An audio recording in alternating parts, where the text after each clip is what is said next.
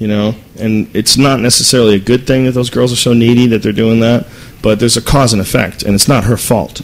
You know, that's what people have to realize. Whenever girls do, like, really overreaching things to get attention, it's because they didn't get enough attention. You know, it's really that simple. Or they got the wrong kind of attention. They got fucked up. And it's not their fault, man. You know, and that's something that takes a long time to figure out. You don't realize that for a while. Yeah, man. I mean, people just sort of judge people by what they see. And that's one of the more interesting things about having children, is you start judging people by how they became that thing.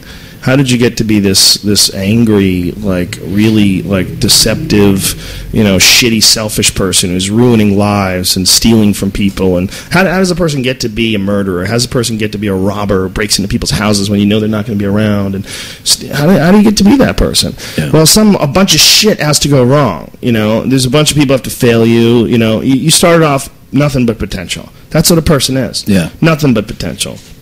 And that is the number one thing that we don't pay attention to, and it's the number one thing that's fucking up this world, is that people are raised by people that don't have any idea how to raise the most complex thing ever, a developing human being. It's the most complex thing we know of. It's a thing that literally can create an atomic bomb that can blow up the fucking world. Yeah. That's how powerful the human mind is. And you're leaving it to assholes. You're leaving it to a bunch of people that have no idea how to raise a person correctly and weren't raised correctly themselves, so have all sorts of baggage that they're carrying into this relationship between mother and daughter and father and son. And, you know, most people have no idea how the fuck they got into the place they're at right now. They live their life on momentum.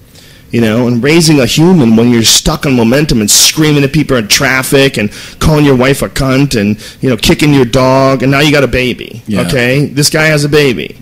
All right, now what happens? Now this baby's fucked and he's being raised by a shithead, and that's most of what's going on in the world. Most of the problems is a lack of compassion, and a lack of compassion from birth to adulthood.